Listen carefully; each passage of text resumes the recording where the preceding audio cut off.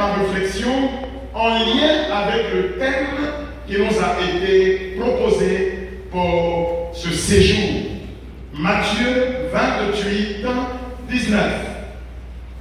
Allez de toutes les nations, faites des disciples. Et donc, toutes nos conversations seront en lien avec le thème. Puisqu'il s'agit pour nous d'approfondir que le Christ donne à son Église. Il s'agit donc pour moi, dans cette conversation, de mener une petite réflexion avec vous sur l'identité missionnaire de l'Église. Je ne parlerai pas des missions de l'Église ou de la mission de l'Église, mais de l'identité missionnaire de l'Église. Je fais une différence entre la notion de mission qui renvoie à des tâches que l'Église se donne à accomplir, pour parler plutôt de la notion de l'identité qui va plus loin, l'identité missionnaire, qui renvoie donc à la nature et qui renvoie donc au mystère de l'Église dans son être profond. Nous entendons que la mission est constitutive de la nature de l'Église. L'Église est missionnaire et le pape François n'a cessé en ces dernières années de nous inviter à cette compréhension de l'Église. Une Église en sortie, une Église qui n'est pas repliée sur elle-même, une Église qui se fait proche et qui va au large à la rencontre de tout temps. L'Église est née fondamentalement pour cela. À travers donc cet impératif missionnaire, aller, c'est le Christ qui envoie. Mais le Christ envoie comment? En Jean au chapitre 20, le verset 21, Jésus dit, comme le Père m'a envoyé, moi aussi je vous envoie. Ici, la conjonction comme 14 en grec ne signifie pas que le Père envoie, maintenant le Fils envoie, et chacun fait ce qu'il pense faire. Mais le comme ici, qui n'est pas une simple imitation, met en lien les deux pôles de la relation missionnaire. En d'autres termes, la mission Père-Fils fonde et nourrit la mission Christ-Église. C'est la même mission, mais en deux moments différents. Autrement dit, la source de la mission, avant d'être l'envoi des disciples témoins par Jésus au lendemain de sa Pâque, réside d'abord dans le cœur de Dieu. La source de la mission, c'est le cœur de Dieu. C'est le déportement de l'amour du cœur de Dieu, de l'amour trinitaire, qui est la source et le fondement de la mission. D'où quelques occurrences de la mission que je voudrais vous partager ce matin. Parce qu'elle découle de l'amour du Père, parce qu'elle actualise l'œuvre du Christ et de l'Esprit, la mission est d'abord un don à recevoir. Qu'est-ce que c'est que la mission? La mission, c'est un don à recevoir. Dans Acte 8, Jésus enjoint à ses disciples de ne pas quitter Jérusalem, de ne pas quitter le Sénat, jusqu'à ce que la promesse du Père s'accomplisse. Vous recevrez une puissance, le Saint-Esprit survenant sur vous, alors vous serez mes témoins. C'est donc la réception de ce don qui est l'origine de la mission. Et la mission est subséquente à la réception d'un don. Sans la réception du don de l'Esprit, de ce don du Père, de ce don du Fils, il est impossible de devenir témoin envoyé par le Christ. La mission, qu'est-ce que c'est? La mission, c'est un don à recevoir. Qui n'a pas reçu ce don, comment peut-il accomplir cette mission? C'est l'une des questions qui amène le pape François à demander que de plus en plus l'expérience de l'effusion de l'Esprit soit répandue dans l'Église, soit disponible pour tous. Car la mission est subséquente de l'accueil de ce don. Qu'est-ce que c'est que la mission? La mission, c'est un don à recevoir. 2. Qu'est-ce que c'est que la mission? La mission, c'est la conséquence d'une passion d'amour. Pour faire des disciples et répondre à l'impératif missionnaire tel que proposé par Jésus, il ne suffit pas d'aimer Jésus. Car ce n'est pas assez que d'aimer Jésus. La question de Jésus, dans l'évangile de Jean, toujours au chapitre 21, à Pierre, ce n'est pas Pierre, m'aimes-tu? Et ça s'arrête là. Mais il dit Pierre, m'aimes-tu plus que ceci? Il nous faut entrer dans la mystique de ce plus que ceci. C'est donc une passion d'amour qui engendre la mission. Sans ce feu qui brûle en nous, nous ne pouvons pas être témoins, disciples témoins du Christ. Évangéliser, entrer dans la dynamique de la mission, c'est laisser éclater en nous cette passion d'amour du Christ. Il nous faut aimer Jésus plus que ceci. Il n'est pas bon pour un religieux, il n'est pas bon pour un prêtre, il n'est pas bon pour un missionnaire d'aimer Jésus. Il faut qu'il aime plus que ceci. Il doit être animé d'une passion d'amour. Car c'est cette passion qui amène le Christ à accueillir l'œuvre de la croix. 3. Qu'est-ce que c'est que la mission? La mission, c'est une nécessité qui nous a été imposée. C'est une nécessité qui nous a été imposée. L'apôtre Paul dit dans 1 Corinthiens, le chapitre 9, le verset 16, que évangéliser n'est pas pour lui un faire-valoir. Ce n'est pas un faire-valoir. Ça lui, excusez-moi, entre guillemets, ça ne lui procure aucun bénéfice. Il dit la nécessité m'a été imposée. C'est comme ça. Comme on dit à Abidjan, c'est coincé. La nécessité m'a été imposée. Malheur à moi si je n'annonce pas l'évangile. Donc, c'est quelque chose qui s'impose à moi. Et cela est important. La mission devient donc une diaconie. Une diaconie, un service. Et un service qui n'est pas que diaconie au sens d'accomplissement d'une tâche, d'une disponibilité à se mettre à disposition de quelqu'un, mais qui porte également une dimension de renoncement. Donc, un douance, une jointe capacité, une résilience à accepter l'épreuve, les contrariétés. Et nous connaissons la vie de Paul. La vie de Paul, c'est le portrait idéal du missionnaire. Il conclut dans une de ses lettres en disant: la mort agit en moi pour que la vie agisse en vous. La mort agit en moi pour que la vie agisse en vous. C'est-à-dire qu'il y a de la résilience, il y a de la capacité à se laisser briser pour la mission. C'est donc une nécessité qui s'impose à nous. Dans Colossiens 1,24, que je voudrais qu'on lise, on a un aspect important de cela. Colossiens 1,24, avant que je cite de mémoire.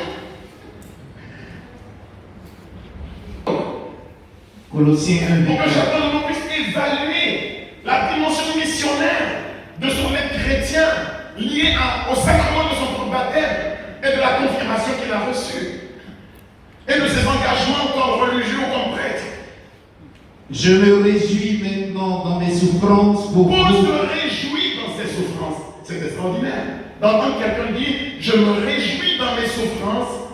Et je supplée dans ma vie à ceux qui montent aux peines infligées au Et Christ. j'achève en moi ce qui manque aux peines infligées au Christ, ce qui manque à la passion de Jésus, aux souffrances du Christ. Pour son corps, Pour son c'est-à-dire corps, l'Église. qui est l'Église. Pour son corps, qui est l'Église. Donc, une vie missionnaire qui fait l'économie des peines, des difficultés, qui n'accepte pas d'être brisée, quelle vie missionnaire c'est? Quelle vie missionnaire c'est? Il n'y a pas de missionnarité quand on est à, tous nos besoins sont pris en compte, on est à son aise. Ça, c'est une mission choco.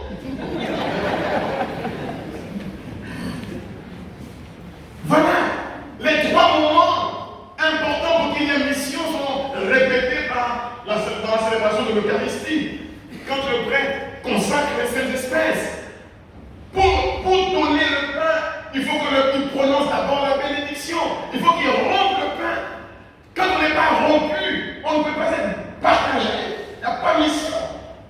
Donc, l'efficacité dans la mission est proportionnelle aux ruptures, aux brisements qui se sont opérés dans l'être.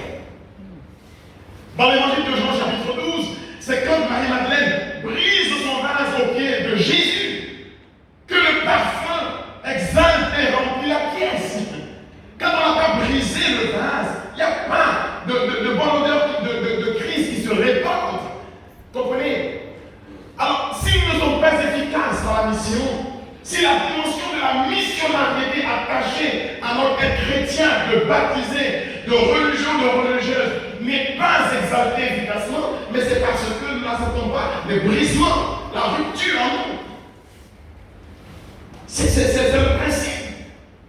La mission n'est pas pour les commençants, la mission est pour les progressants, ceux qui tendent vers le troisième niveau de la vie spirituelle, qui veulent devenir des parfaits. Pour ceux qui ont nourri en eux-mêmes l'idéal d'aller plus loin. Voilà pourquoi je disais qu'il faut une passion d'amour pour devenir faiseur de disciples. Il faut une passion d'amour pour devenir faiseur de disciples. Car c'est un disciple témoin qui fait des disciples. C'est un disciple témoin qui fait des disciples. Toutes choses produisant selon son espèce. C'est comme cela. C'est comme cela. Qu'est-ce que c'est que la mission? C'est une nécessité qui s'impose à nous. Qu'est-ce que c'est que la mission? La mission, c'est une œuvre de Dieu. Ce n'est pas une œuvre du missionnaire. Ce n'est pas une œuvre de l'homme. Avant d'être l'œuvre de l'homme, du missionnaire, la mission, c'est l'œuvre de Dieu. C'est l'œuvre du Père, du Fils et du Saint-Esprit. Quand commence la mission? Jean chapitre 21, verset 18. Jésus parle de la mission à Pierre. Il lui dit, quand tu étais jeune, tu te mettais toi-même ta ceinture. Et tu allais là où tu voulais. Quand tu seras devenu vieux, un autre te mettra ta ceinture et t'amènera là où tu n'avais pas prévu d'aller. La mission commence quand nous sommes là où nous n'avons pas prévu d'aller. C'est ça la mission. Si je l'ai paramétré, ordonnancé, selon mes vues, ce n'est plus une œuvre de Dieu, c'est une œuvre de l'homme. Alors regardez, combien de fois avons-nous raté les opportunités d'être dans la mission parce que nous avons supplié pour être là où nous voulons être. Et quand l'évêque a été rigoureux, ou quand le supérieur de la communauté a été rigoureux, et qu'on est là où nous n'avons pas prévu d'être, nous y sommes sans y être. Y a-t-il alors mission? Non. Jésus dit à Pierre que la mission commence quand un autre te met la ceinture. Donc dans la capacité de l'obéissance et de la docilité à cet autre qui nous met notre ceinture. On obéit, c'est on dire, être capable d'accueillir ce qui est prononcé sur ma vie, ce qui est dit pour moi. Autrement dit, on ne s'envoie pas en mission, on est envoyé. C'est un impératif qui est prononcé. Jésus n'a pas négocié les conditions de la mission avec ses disciples. Excusez-moi. Il a dit allez. Et qu'est-ce que ça veut dire aller? Ça veut dire aller. Ça veut dire aller. Il n'y a pas eu un pourparler. Il n'y a pas eu une négociation. Il n'y a même pas eu un questionnement préalable pour savoir où même on va. On va où? On dit aller. C'est ça la mission. C'est une œuvre de Dieu. Et elle commence quand nous sommes là où nous n'avons pas prévu d'aller. La mission commence exactement là. En réalité, je le fais une observation, parce que la mission suppose une certaine maturité dans la vie, dans l'esprit. Cet autre qui nous amène, c'est le Saint-Esprit. C'est lui, cet autre, qui pense bien différemment de nous, car les pensées de Dieu ne sont pas souvent nos pensées. Jésus dit à Pierre, quand tu seras vieux, or tous nous savons que Pierre est mort pas longtemps après Jésus. Donc de deux choses l'une, ou Jésus s'est trompé, parce qu'on mourit 2 ou 3 ans après Jésus, c'est pas quand tu seras devenu vieux, ou tu l'es déjà, ou tu ne l'es pas. Bon. Ou alors, Jésus a voulu dire une toute autre chose, et cette toute autre chose a été mal transcrite. Est-ce que Jésus a vraiment dit à Pierre que tu seras devenu vieux? Non! Et ça nous intéresse particulièrement nous prêtres. Il lui a dit, quand tu seras devenu ancien, presbytre, quand tu seras devenu ancien, quand tu seras devenu presbytre, quand tu seras devenu prêtre, donc on est prêtre, lié intimement à la capacité d'aller là où tu n'avais pas prévu d'aller. Sinon tu n'es pas prêtre. Bon, tu as l'espèce extérieure du prêtre. Sinon, pourquoi aujourd'hui notre ordination, on nous demande de devenir ce que nous sommes supposés être déjà? Quand tu seras devenu presbytre, quand tu seras devenu ancien, quand tu seras devenu un homme accompli, un disciple témoin. Quand le disciple témoin, qu'est-ce que c'est? C'est le modèle que le néophyte à évangéliser voudrait devenir. Voilà pourquoi je disais que chaque semence se reproduit selon son espèce. Le disciple témoin, le témoin, c'est le prototype. C'est le projet à réaliser. Il devient une sorte de sacrement du Christ. Il devient le Christ. Il devient l'homme nouveau vers qui nous devons tendre et que nous devons réaliser dans notre vie. Donc Jésus n'a pas dit vieux. Pierre n'est pas devenu vieux, mais ancien, adulte, homme accompli, capable de porter le ministère du Christ.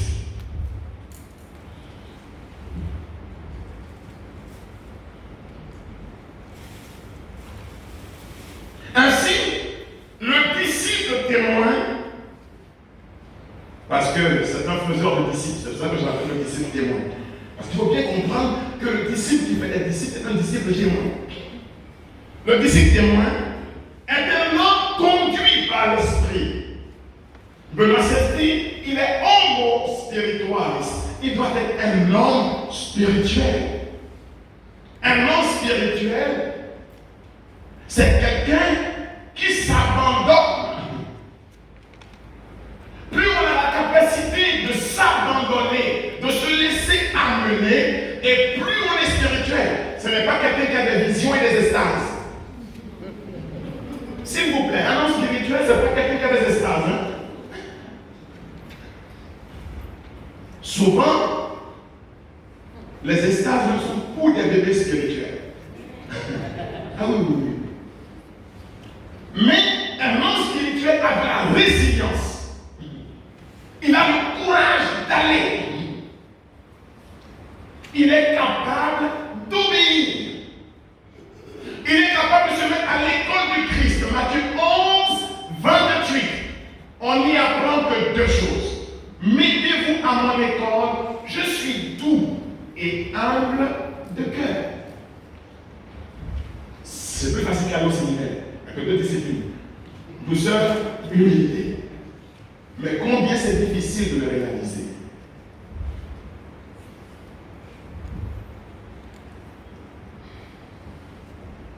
Qu'est-ce que c'est que la mission?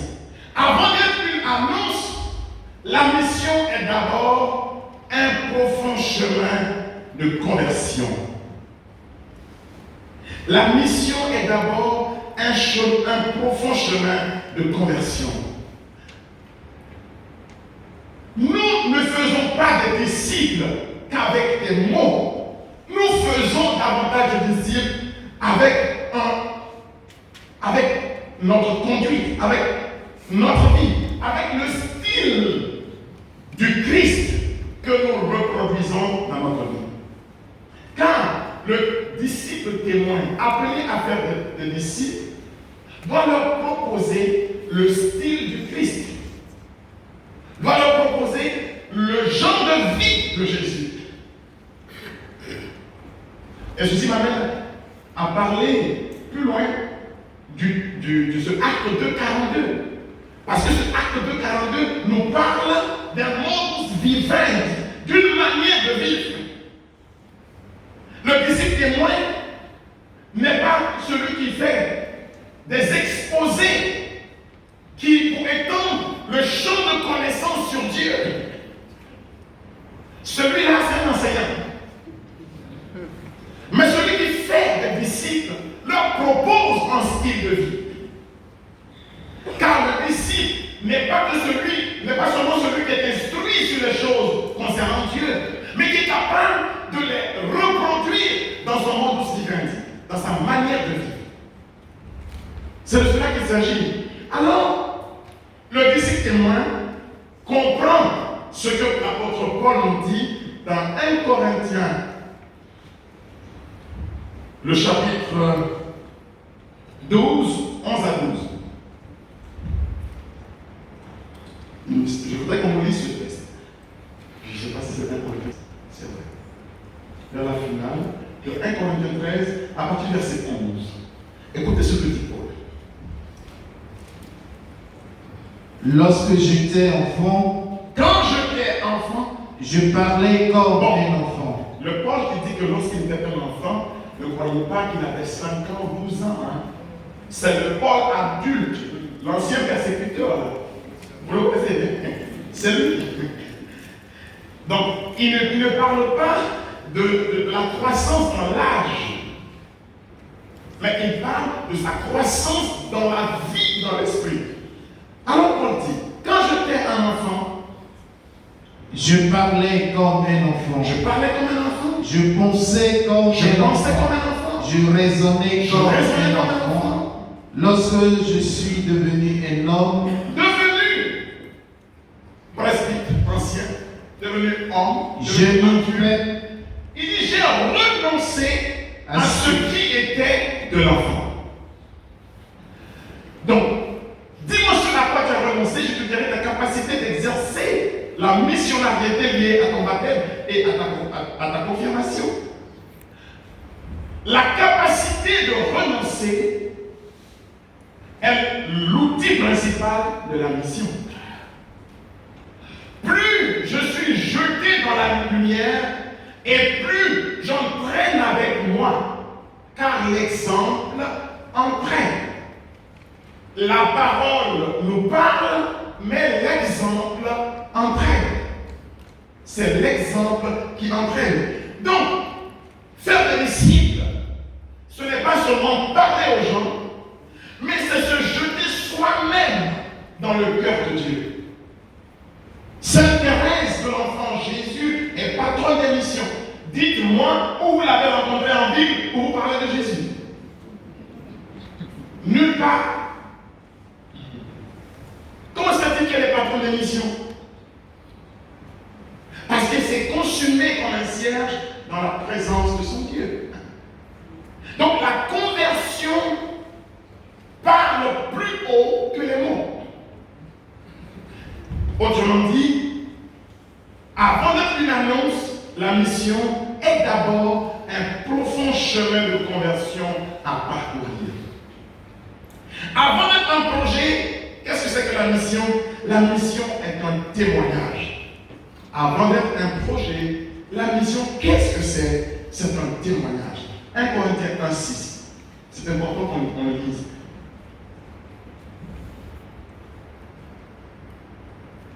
À mesure où le témoignage de Christ a été solidement établi parmi vous, le témoignage du Christ a été solidement établi parmi vous.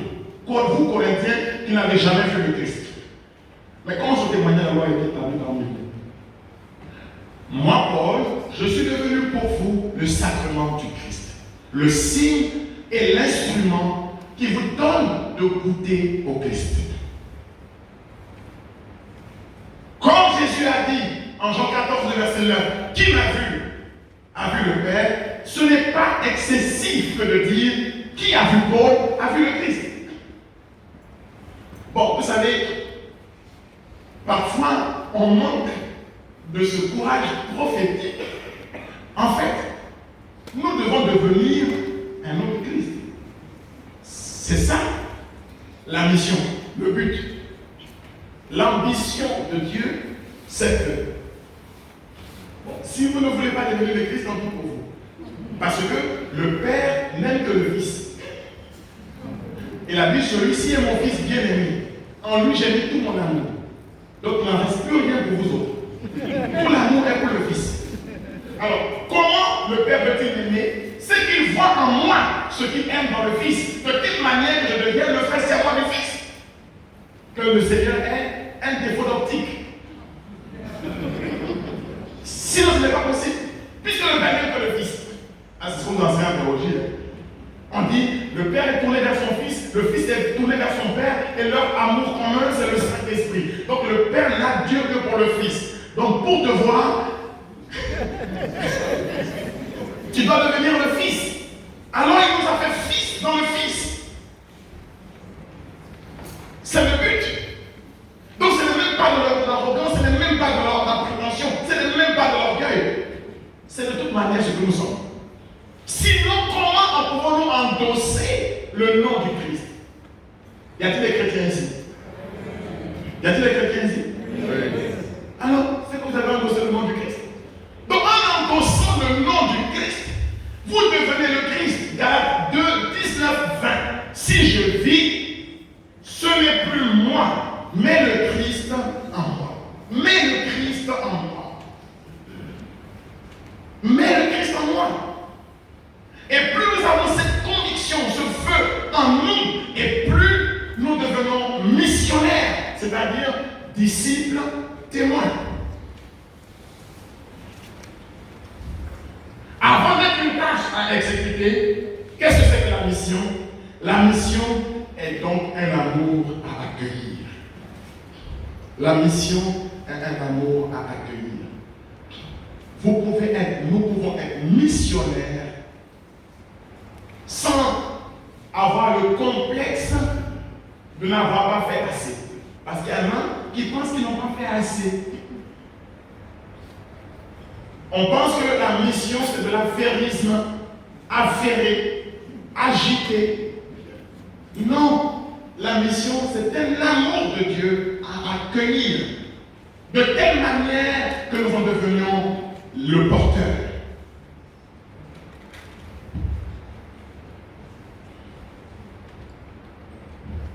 Et ça, c'est la vision de l'Église pour ce qui concerne la mission. Vous lirez cela dans des documents officiels tels que Agentes, au numéro 2. J'ai pris mon téléphone, ce n'était pas pour regarder des messages, c'est paragraphe 2.